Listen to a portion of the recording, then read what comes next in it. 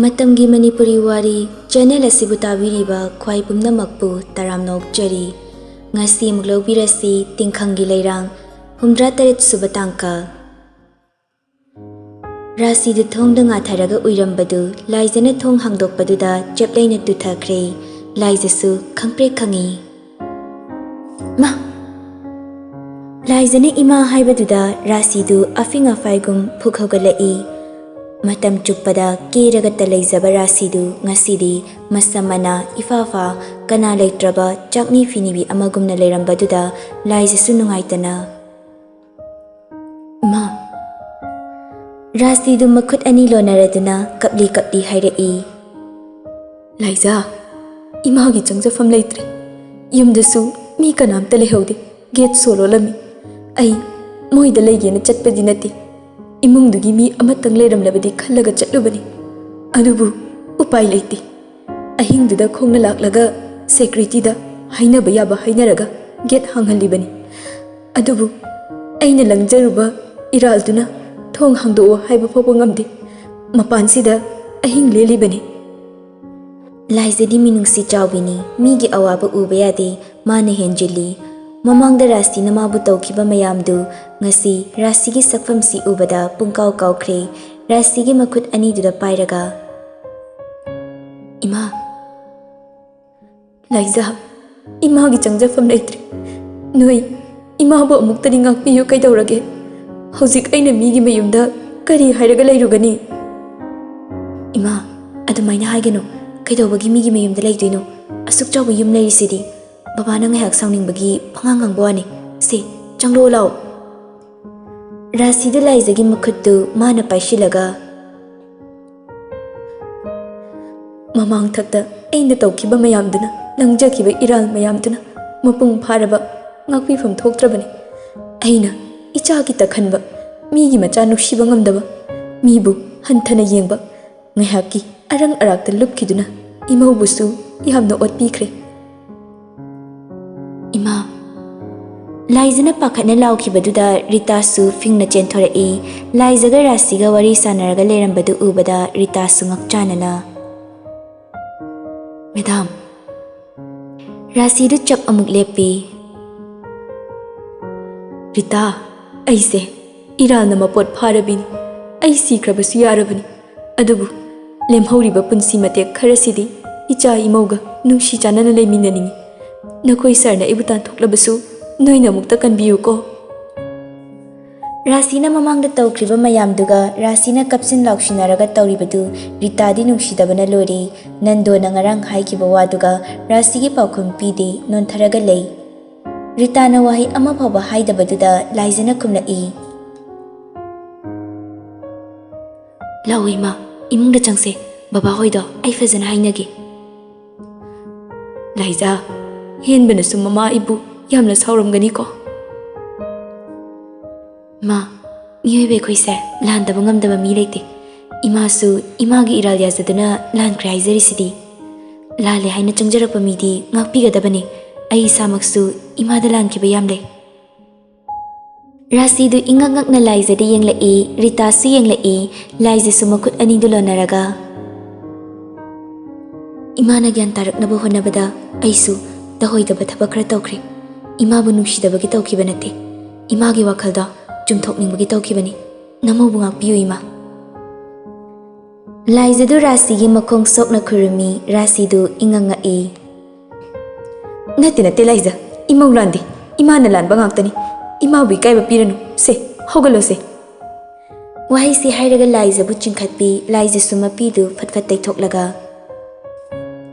Ima changas lao Laizadu mang tharaga changlai rasisu laizagi matung changlai Kanano adu changlaido Ahenbana khonjaldu kalapna hairapani laizaga rasigasu khangprek khangi thangiba khongthangdu chaplepi ahenbasu yam thuna stair kum tharai rasidi ahenbagi matawduda kibada lori laizagi marumda changsilaga laikre ahenbasu yam phingna laktuna laizagi mamangduda chaplepi aduga yam sauna hairai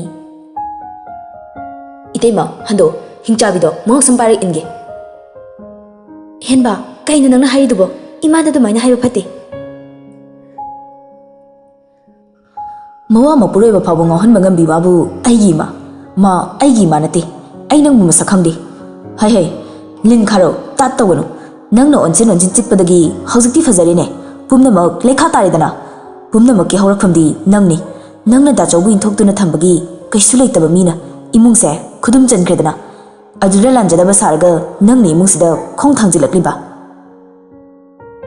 nang imung siga loinarabani nang bumbu ima oiraga punsi se lekha tanabani nasaktu yenginde chalo nangi ne yanu parastro hana puthoro punne ta hatoke nui aniri yamana bani punne hekta lairakpakta chatminakho law nang yumsta leibyaroi asi hairaga ahenbadu rasigi makhutu taparaga soro soro chingi laizaga ritaga du chansilaktuna ahenbagi makhutu faraga henba ngaiko imada du maya taunusi rasi su kapli kapli hairai laiza rita henbasi mukta khamu kapsinagano yam taningdi baba hogalaktringeda yam thuna chalula adu natradi nathwai du manglani naya nupaga lak yankai purga yam thuna lakadabani henba punsibasu hatu hatu kumtharai nando so henbagi khonjal tabada magi kadagi chentorai ahenbadu chaplepi rasi su kapli kapli sana imabu mukta kanbiyuba punsiba yam sauna changsilakpaduda laijisu kirup kirup yengdana lei punsibasu khonjal du kantakna henba khutu thado dacho aibu khamgano nangbu he pokli be imada adumaina taw fate pharasu phatrasu imani dacho ai mabu ima oiba pamtre ai tasengna magi wakhal se kije dacho mane mungsida makhata na lerabadi imungsigi mitumna sibatare punsibasu khanglaw lawrai henba aina thado haje thadodana punsibagi khonjal duda mayam du khangprek khangi ahenbasu mayambagi matau duda rasigi makhutu khangta thado I nando di wakhal ama tawkre ahenbana rasigi makhutu chinglaga leirambadуда ingak ngakna henba nangna namabu tawridu karino ngarang ta dukthina rasibu ngangkiba nando du ngasi hairakliba wadu tabada ahenbadu ngakchanana nando de yenglai baba nando du thausadana makha tarai henba ayuk anganbasida namaga manaraga khatnaganu tumina leithoklo hai laiza cha nung loluro baba sune thabak chatkadabni cha glass amta thaklaga chatki mamai makuk samnadaba wa kharadu hairamlaga nando di makhoyi kada changkre ahenbadu mapagi wa taraga mamittagi mapi taraduna baba na kyan ta da bile bisnetro ima nang ne peli bise yengba nungai bra yengo nangi thamoi du pelaba natro ima nang na suk yamna phatam risibu karigino nang yam phattaba nupi ni nang yumsta leiber dacho aibu khangano nang ne yumsta leigi hairagana ai haujimak yumse thadokuna chatkani asi hairaga ahenbadu mamai du phat leitho e punsibana henba karan togano ai sawlakano imung changno rasi du hi kappaduna masadu pakhatna makut ani lulonaraga ahenbagi makhongduda titharai aduga makutuna ahenbagi makhongdu kolaga henba ima yumste leige hairaroye nang yumse thadokuna chatkino nayambaga napagi marum thupna awatpa amatta leitana nungaina layuko ima yumse thadokuna chatlage laijidu pakhatna ima rasidu tarakliba mapidu fatfat taithoklaga adubu henba aroibo oina imana karigumba potsak amatang nijage iraltana ipot pharaba changjafam leitraba nama aibu icha ani na ngakpire haiba wahai sikak haibiyu madugi wahai du taraga ima yumse thadoktuna chatlage asi hairaga rasidu ahenbagi makhongdu kolaga hihi kappi ahenbasu machinda pangangangrabasu mamaduna magi makhong kolaga kablakpadudi leiba yadre makhut anidu khutum tashilaga mamittagi mapi tap tap tarai aduga khondu kalapna hairai ngamloi aidi ngakpiba ngamloi aingonda haijagadab nati dachoga itemigada haigadabni rasidu tapna hogatki tawi punsibadu changsilaktuna rasibu hogatpi aduga ahenbadu onsilaga Henba, nang kitang pataw. Lale haiduna masana maral yazaraga changjarakliba mibu ngakpifam toi. Pharabasu phatrabasu ima haisidi aikhoigidi isor gumbani. Imana taibungsida khungda halakpani. Taibungi awa nungai pumba imana khanganbibani. Machana lanbadi mamana ngakpiriduni. Nang ima bu ngao. Henba, wari se sida lushinsi makha tanaragumsi. Ahenbagi nungda lairiba mamabu nusibagi ithildu khangna punsibana hairakpaduda ahenbadu kapli punsibagi manakta changsilaga dachawni ima bu ngao hairabadi dachawgi chimbaldudagi ima haina amukta kaubiyu. Dachawna ima haina hek atamnana kauba mikuptuda aisu imagi maral pumba ngakpigi imungse ingna chikna leinabu honage. Punsibadu ahenbada nokfit tawraga amuktang yenglamlaga rasigi mamangda chapleplaga yamong hadana tablapna hairei. Ima, ngasidagi nachasingbu imana hek pokjaba nachamakni khanbiyu ko ima. Mikupsi tabu nachana ngaijarakpani. Nachana soikiba lankiba yawrabasu imana ngakbiyu.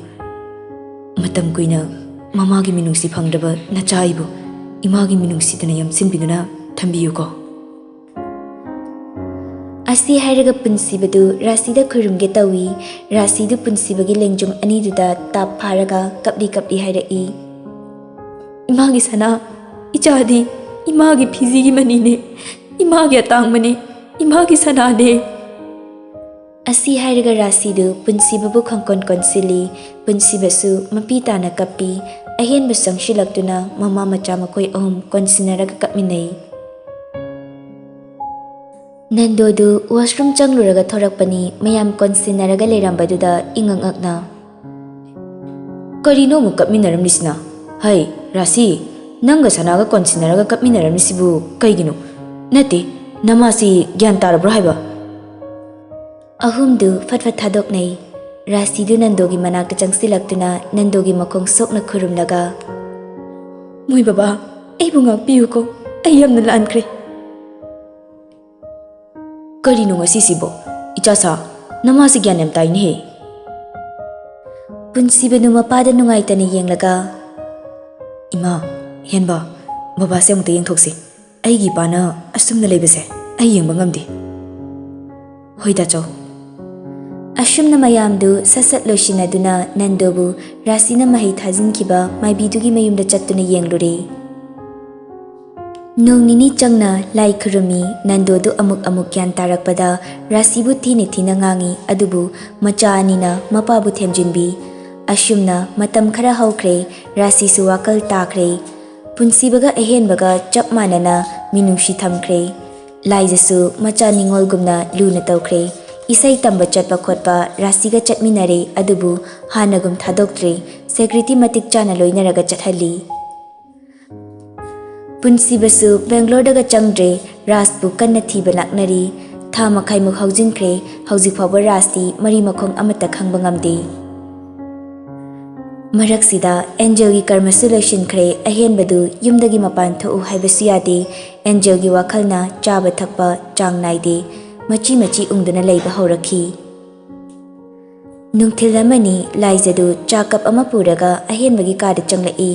Ahenbadu thoknaw mayada chair ama tharaga famlaga leirami. Laijasu ahenbagi manaktuda prap changsilaga. Henba cha thaksise. Ahenbadu mamaidu set leithoklaga yam nungaitana. Itema ai thakningdeda dachoksu halahorabo. Halahore ngasai su chak inthina chade wakhalda sum khanjilaga leiradi nangbu yararimi kharasu kaukthokpa tamu. Ahenbadu nokningdana chinbaldo haifet chinglaga nokladuna kaubase tamlaga hairakpra yengbani iteima ningshingbana dum henjilai. Laijasu cha kaptu table mathaktuda thamlaga yumda sum leiradi kamaina kaukthoktoino cha si thaklaga nangda chawnai khoi kada lawna haibani. Aisu da chawga wari sanningbani laki. Laizadu kadagi thorai aduga moigi kada changlaktuna punsibagi manaktuda famtharai. Henbubu cha thaurabo. Laijasu punsibada onsilaga thak ꯋꯥꯍꯩꯗꯨ ꯍꯥꯏꯕ ꯂꯣꯏꯁꯤꯟꯗꯅ ꯂꯥꯏꯖꯗꯨ ꯆꯞ ꯂꯦꯞꯄꯤ ꯄꯨꯟꯁꯤꯕꯁꯨ ꯄꯤꯁꯨꯝꯗꯨ ꯈꯪꯁꯨꯛ ꯁꯨꯛꯆꯤꯜꯂꯒ ꯂꯥꯏꯖꯗ ꯌꯦꯡꯂꯗꯨꯅ ꯀꯩꯗꯧꯔꯒꯦ? ꯂꯥꯏꯖꯁꯨ ꯃꯃꯤꯠꯇꯨ ꯎꯏꯁꯤꯜꯂꯒ ꯁꯣꯐꯥꯗꯨꯗ ꯃꯀꯣꯛꯇꯨ ꯉꯥꯊꯔꯒ ꯗꯗꯥ ꯀꯣꯛꯁꯤ ꯈꯪꯉꯧ ꯉꯧꯔꯛꯑꯦ. ꯄꯨꯟꯁꯤꯕꯗꯨ ꯅꯣꯛꯃꯤ ꯅꯣꯛꯃꯤ ꯅꯨꯡꯁꯥꯁꯤꯗ ꯒꯥꯔꯤ ꯇꯣꯡꯂꯨꯕꯒꯤ ꯑꯣꯏꯔꯝꯅꯤ. ꯂꯥꯏꯖꯁꯨ ꯃꯀꯣꯛꯇꯨ ꯅꯣꯝꯂꯒ ꯑꯣꯏꯗꯣꯏꯅꯤ ꯑꯣꯁꯨ ꯑꯣꯟꯅꯤꯡꯉꯤ.